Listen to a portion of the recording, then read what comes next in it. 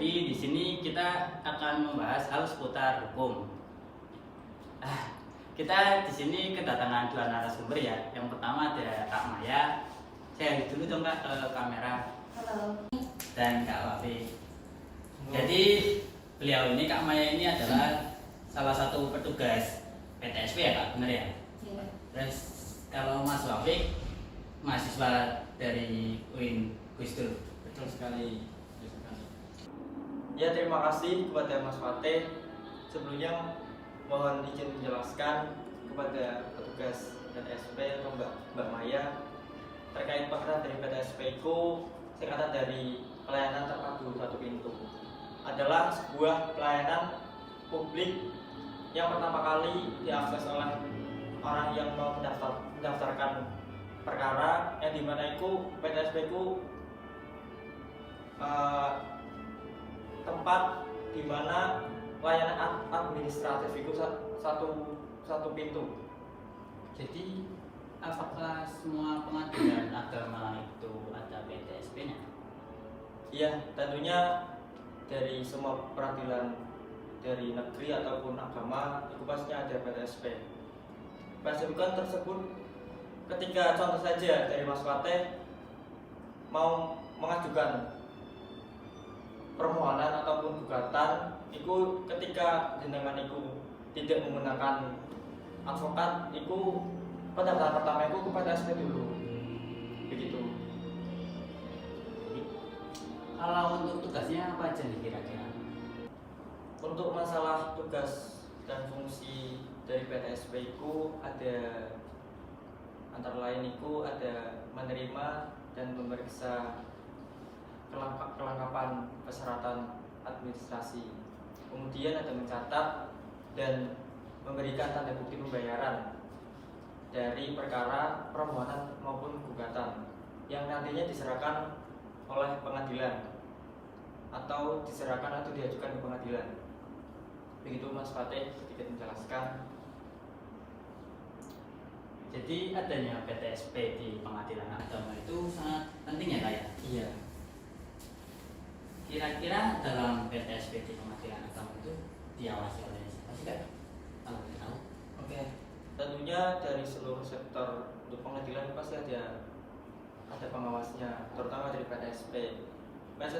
PTSP itu berada dalam pengawasan atau pengarahan dari panitera muda atau para panitera muda, dan di bawah tanggung jawab ketua serta wakil ketua dari pengadilan tersebut. Sebelumnya terima kasih ya Kak untuk Kak Wafi atas penjelasannya Ya, terkait apa sih itu PTSP itu. Selanjutnya untuk Kak Maya, Ya. untuk susunan loketnya itu gimana sih Kak? Bisa dijelaskan? Barangkali ada penonton yang mengajukan gugatan, cerai pastinya kan harus ke PTSP terlebih dahulu. Ya, betul sekali. PTSP itu adalah tempat pertama di mana kita akan mengajukan gugatan tersebut. Jadi itu tuh kayak seperti pendaftaran seperti itu. Jadi di PTSP tersebut itu ada memiliki 3 loket utama dan 4 loket pendukung, Mas. Nah, selain dari 3 loket utama dan 4 loket pendukung tersebut, itu juga ada kasir, Mas. Kasir itu sebagai transaksi pembayaran pajak biaya perkara. Nah, itu juga untuk menyerahkan bukti transaksi SKUM. Itu.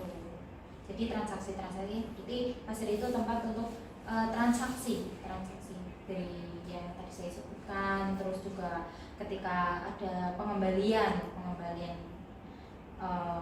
sisa dari biaya pajak perkara tersebut, serta jika ada info mengenai jika kurang biaya pajak tersebut, seperti itu.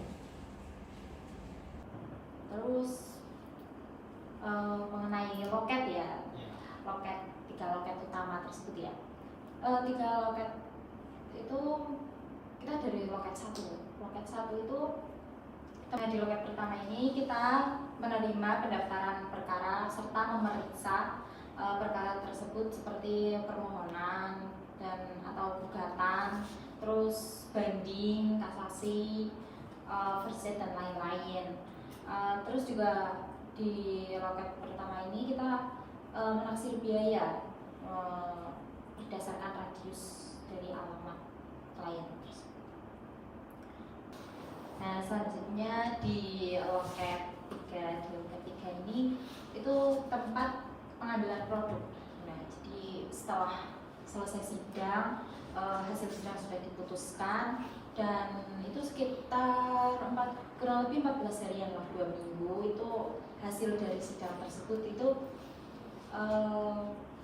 bisa diambil di loket 3. Seperti misal hasil persidangan dari perceraian lah, itu kan yang kita dapatkan kan akta cerai kan. Nah, akta cerai itu bisa diambil di loket 3 seperti itu, Mas. Cukup kompleks juga ya kayak setiap loketnya. Terus oh ya, tadi kan ada loket pendukung ya? Oh iya. Itu apa sih Kak kira-kira?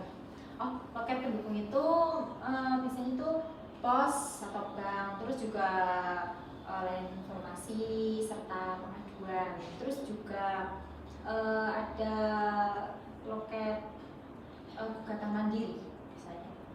Dan yang satunya lagi itu loket pojok account. Oh, berarti barangkali nih Kak, kan ada misal penonton gitu Ya. mau melakukan gugatan cerai gitu. Terus mereka bingung apakah ada yang membantu di pengadilan agama? Silakan bisa Mas Rafiq yang menjawab. Ya, sedikit menjelaskan ya. Dari peradilan agama ataupun peradilan negeri, pastinya ketika semua orang yang mau melakukan gugatan atau permohonan itu kan tidak semuanya itu tahu. Dalam sebuah peradilan pastinya ada namanya itu pos bakum.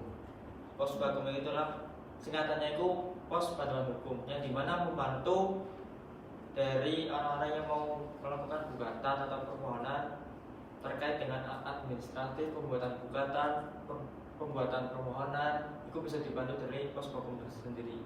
Karena tidak semua dari jajaran orang-orang yang tersebut itu pada bisa semua.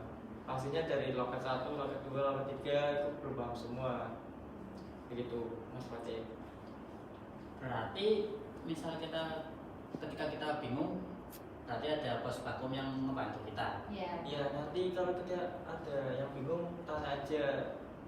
Kemungkinan besar ada dari peradilan atau di pengadilan itu ada kan di depan itu ada sapam, mungkin bisa tanya, bisa. Baik, terima kasih ya Kak untuk penjelasannya Kak Maya dan Kak Wafi. Untuk penjelasannya dari penjelasan tadi, kita dapat memahami bahwa alur pendaftaran melalui PTSP itu adalah proses yang penting dari memerlukan pemahaman yang baik mengenai prosedur serta dokumen yang dibutuhkan. Sekian dari kami. Saya Fatih. Terima kasih sudah mendengarkan podcast Law Education. See you in episode selanjutnya. Bye bye.